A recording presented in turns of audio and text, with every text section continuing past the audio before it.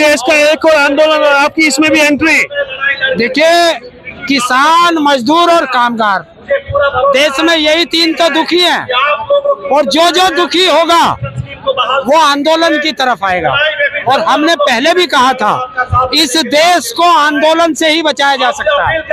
तो आज देश का कर्मचारी हर विभाग से एक अपने अधिकार के लिए दिल्ली आया, और उसके लिए आया है कि जो उसके बुढ़ापे का सबसे बड़ा सहारा है। और अगर इनको पेंशन नहीं होगी तो इनके बच्चे इनको रोटी नहीं देंगे। मोदी जी ने कह दिया है पैसे नहीं, रिजर्व बैंक ने कह दिया पैसा नहीं, कहाँ से दे मोदी जी, अपनी जेब से दे। इस जनता ने कह दिया है कि अगर पेंशन नहीं तो देश का प्रधानमंत्री नहीं। तो 2024 में इंडिया की तरफ जाएगा कर्मचारी, जो कर्मचारियों को पेंशन देगा वो देश में राज करेगा। जो कर्मचारियों को पेंशन नहीं देगा वो भारत में कभी राज नहीं करेगा। ये कर्मचारियों का स्पष्ट क्यों नहीं? बीजेपी वाले कह रहे हैं कि विजय बंधु जी अपनी सिर्फ राजनीति चमका रहे हैं। देखिए, अगर विजय बंधु राजनीति चमका रहे हैं तो जो कह रहा है वो क्या यहाँ सड़कों पे मुजरा करने आया है? उनको पेंशन वो मुजरा करता है क्या? अगर कोई व्यक्ति किसी के अधिकार की लड़ाई लड़ता है तो उसे राजनीति बता देते हैं? अरे बताओ, मोदी क्या करने आया? वो तो कहता है मैं तो फकीर हूँ, झोला उठा के चल दूंगा। झोला उठाने वाला 8,500 करोड़ के हाथी में चलता है, 12 करोड़ की कार में चलता है, 5 लाख का सूट पहनता है, 1.25 लाख का चश्मा पहनता है, 1 लाख का पेन लगाता है, 800 रुपए केजी का मशरूम खाता है, और काजू, अफगानी काजू की रोटी खाता है। क्या देश का फकीर ऐसा है? और अगर देश का फकीर ऐसा है तो मैं चाहूंगा पूरा हिंदुस्तान ऐसा फकीर बन जाए। और सुन, बात रही पैसे की, रिजर्व बैंक कहता है कि इनको पेंशन देने से 0.5% की इकोनॉमी डाउन चली जाएगी। चल, मैं मानता हूं डाउन चली जाएगी, लेकिन 15 लाख करोड़ रुपया उद्योगपतियों का माफ करने से रिजर्व बैंक कितना प्रॉफिट में गया ये और बता दे, तब इकोनॉमी कहाँ गई? मोदी जी और ये जितने भी बैठे हैं, वो रिजर्व बैंक हो, सीबीआई हो, ईडी हो, इनकम टैक्स हो, ये है सरकार के दलाल। और जितने मंत्री और सांसद हैं ये है मोदी और उसके अमित शाह के गुलाम। यहाँ सिर्फ दो की चलती है, अडानी, हम दो और हमारे दो, मोदी और अमित शाह, और इनके दो गुजराती, अडानी और अंबानी।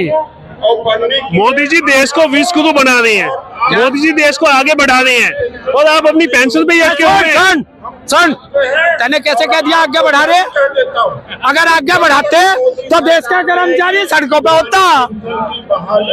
अगर देश आगे बढ़ता तो महिलाओं की इज्जत लूटती है। अगर देश आगे बढ़ता तो किसान सड़कों पे होता, मजदूर सड़कों पे होता, महिलाएं सड़कों पे होती, और जिस देश का नागरिक सड़कों पे होगा उस देश का प्रधानमंत्री दुनिया का सबसे नालायक प्रधानमंत्री होगा। साबित होता है कि मोदी जी किसके लिए काम कर रहे हैं। देश का कर्मचारी चाहता है हमारी पेंशन हमारा हक है, पेंशन हमारा न्याय है। जब तक हमें पेंशन नहीं मिलेगी देश का कर्मचारी इसके खिलाफ संघर्ष करता रहेगा। और ताऊ जी ने जैसा कहा है, आंदोलन ही देश को बचा सकता है। जनता के बीच से उभरा हुआ आंदोलन देश की नीति तय करेगा और देश को सही नीति की तरफ लेकर जाएगा। उद्योगपतियों का 13 लाख करोड़ रुपए माफ हो जाता है, कर्मचारियों की पेंशन के नाम पर पैसा नहीं। देखो, आप भी अभी बोल रहे हो कि एक तरफ बड़े जो उद्योगपति है उनका हजारों करोड़ लाखों करोड़ रुपए का कर्जा माफ हो जाता है, लेकिन देखो जो कर्मचारी पूरे अपने लाइफ में जो 30-35 साल काम करता है उसके बाद रिटायरमेंट के बाद उसको क्या मिलता है? कुछ नहीं मिलता। तो इसलिए एक तरफ ये गवर्नमेंट की दोहरी रीति है एक तरफ वो क्या कर रहे हैं कि जो गवर्नमेंट बड़े बड़े उद्योगपतियों का कर्जा माफ कर रहे हैं और दूसरी तरफ बोल रहे हैं कर्मचारियों को देने के लिए पैसा नहीं है। ये तो बहुत गलत बात है। इसीलिए तो हमने अभी बोला कि जो आने वाली इलेक्शन में जो गवर्नमेंट जो ओपीएस की बात करेगा हम उसके साथ ही रहेंगे। जो पॉलिटिकल पार्टीज जो भी गवर्नमेंट जो कर्मचारी को ओपीएस लागू करेगी हम उनके साथ रहने वाले। मोदी जी आंदोलन से झुकने वाले नहीं है, नहीं आंदोलन से वो झुकते हैं। नहीं सर, तो हमारे पास है ना vote for OPS, vote for. और आपने अभी प्रेस में कहा था कि मोदी जी के पास पैसे नहीं है ना, तो फिर विधायक मंत्री की पेंशन बंद क्यों नहीं करते हैं? पैसे नहीं है तो उनको भी नहीं मिलना चाहिए। और लाखों करोड़ों रुपए के पांडाल सजाने के पैसे हैं लेकिन पेंशन के पैसे नहीं है, ऐसा क्यों? मोदी जी प्रयास कर रहे हैं, मोदी जी नई नई स्कीम भी पेंशनधारियों के लेके आ रहे हैं, तो आप पुरानी पेंशन पे ही क्यों अटके हुए हैं? पुरानी पेंशन ही लेके आए हैं ना वो। एनपीएस और पुरानी पेंशन का आप अगर ब्यौरा देखेंगे तो एनपीएस हमारे कर्मचारी लोगों के हित में नहीं है, सिर्फ ओपीएस ही हित में है। बाकी का पूरा पैसा किसके जेब में जा रहा है ये भी मोदी जी चेक कर लेना। आप इकोनॉमिक्स के टीचर रहे हैं, आपने बताया, तो क्या देश का बजट इतना ज्यादा खराब हो गया है मोदी जी के राज में कि अब पेंशन देने का पैसा नहीं है इनके पास? देखिए भाई, पहले आप ये देश के प्रधानमंत्री मान ले कि देश की इकोनॉमी 5 ट्रिलियन बन रही है या नहीं बन रही है। देश के प्रधानमंत्री पहले ये मान ले कि देश की इकोनॉमी पहले 5 इकोनॉमी में आती है या नहीं।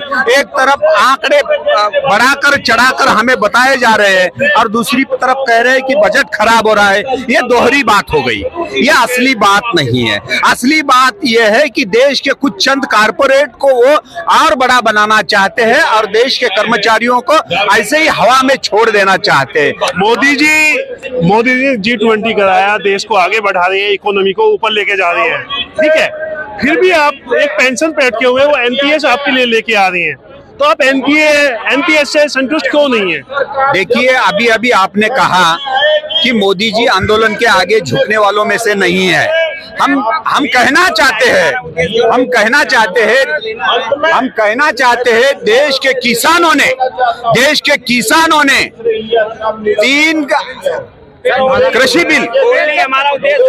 कृषि बिल को वापिस करके ये साबित किया है कि प्रधानमंत्री कितने भी इंच के छाती वाले क्यों न हो, देश का कर्मचारी, देश का किसान, देश का कामगार, देश का कष्टकारी जब जाग जाता है तो कितने भी इंच वाला छाती वाला प्रधानमंत्री हो उसे झुकना पड़ता है। देश बड़ा है, कोई व्यक्ति बड़ा नहीं है, देश से बड़ा कोई व्यक्ति नहीं है।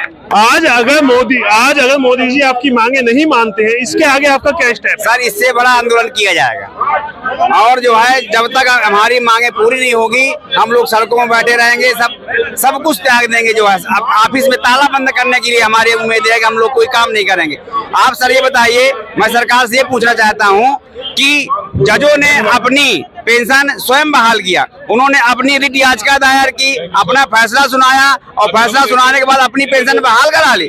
नेता 5 साल का विधायक होता, सांसद होता है, उसको 3 पेंशन मिलती है और हम लोग 60 साल तक कर्मचारी काम करते हैं, हमारे लोगों के लिए एक भी पेंशन नहीं जो है। ये कहाँ का न्याय है? 2024 में मोदी से मुंह मोड़ेगा कर्मचारी? बिल्कुल मोड़ेगा। वोट फार उसी को मिलेगा जो हमारे पेंशन की बात मानेगा, ओपीएस की जो बात मानेगा, जो है देश में वही राज करेगा जो ओपीएस की बात करेगा। जो है अभी आपने जो बोला एनपीएस आपको लागू कर दिया है, अगर एनपीएस इतना ही अच्छा है तो ये सारे पॉलिटिशियन लोग अपनी खुद की पुरानी पेंशन बंद करें और खुद क्यों एनपीएस ले वो खुद के लिए तो ओपीएस ले रहे हैं और कर्मचारियों के लिए वो एनपीएस ला रहे हैं, तो ऐसे थोड़ी नहीं थी क्यों? एक तरफ गवर्नमेंट बोल रहे हैं 1 नेशन 1 इलेक्शन, पूरा 1 नेशन 1 पॉलिसी ला रहा है, तो फिर ये कर्मचारियों में ये पेंशन में ऐसा डिफरेंस क्यों है?